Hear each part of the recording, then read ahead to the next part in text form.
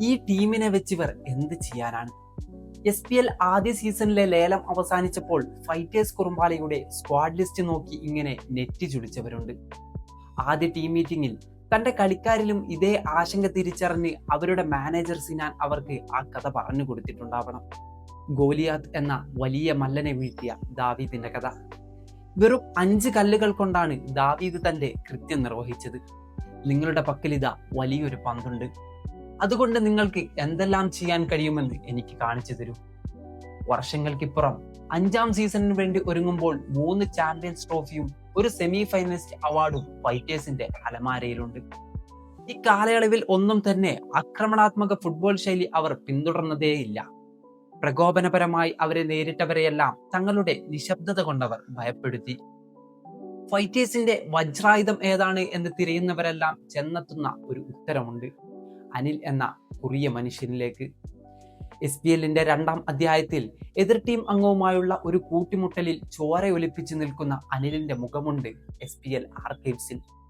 യാദൃശികമായിരുന്നെങ്കിൽ കൂടിയും ഫൈറ്റേഴ്സിന്റെ കോച്ചായും ഐക്കണായും വേണ ആ രാജവാഴ്ച അവസാനിപ്പിക്കാൻ പൊട്ടിത്തുറന്ന നെറ്റിത്തടങ്ങൾ മതിയാവില്ലായിരുന്നു.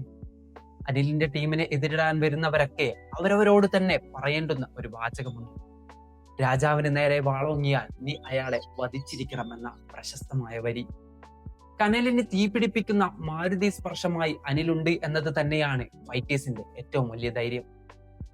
സാധാരണ ഡിഫൻഡർമാരെ കുറിച്ച് ഓർക്കുമ്പോഴുള്ള വിരസതയൊന്നും ഏൽക്കാത്ത ഡിഫൻഡറാണ് അഖിലേഷ്.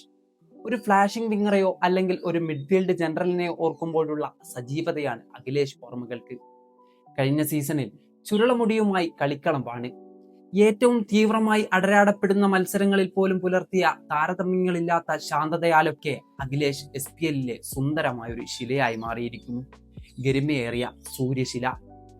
അഖിലേഷിന്റെ പ്രഭാവലയത്തിലൂടെ കേവലം ഒരു ഡിഫൻഡറുടെ വൈകാരികതക്കപ്പുറമുള്ള ഒഴുക്കുമായി കുട്ടായി ഇടതുകോട്ട കാക്കാനുണ്ടാകും. നൈസർഗികമായ ആന്റിസിപ്പേറ്ററി സ്കില്ലാൽ എതിരാളികൾക്ക് വട്ടം വെക്കാൻ വലതുകോട്ടയിൽ കിരണും. ഈ ത്രിമൂർത്തികൾ എത്തുന്നതോടെ ഡിഫൻഡിംഗ് നിര സ്ട്രോങ് ആണ്.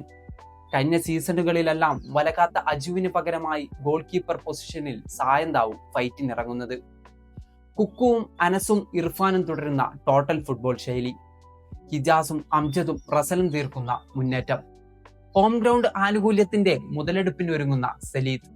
ഇവരെല്ലാം ചേരുന്നതോടെ ഫൈറ്റേഴ്സിന്റെ പ്ലേയിങ് സ്ക്വാഡും പകരക്കാരും അപകടകാരികളാവും.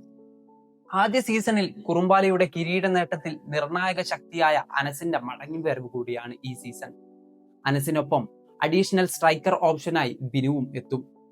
ഡിഫൻഡിംഗ്, പ്ലേ മേക്കിംഗ്, ഫിനിഷിംഗ് തുടങ്ങി കളിയുടെ സമസ്ത മേഖലകളിലും തങ്ങളുടേതായ ആധിപത്യം പുലർത്തുന്ന ഒരു പിടി താരങ്ങൾ അനിലിന്റെ ശിക്ഷണത്തിൽ കളിക്കളത്തിൽ എത്തുമ്പോൾ ഫൈറ്റേഴ്സ് കുറുമ്പാല ഒരു അക്ഷൗഹിണി പട തന്നെയായി മാറുന്നു.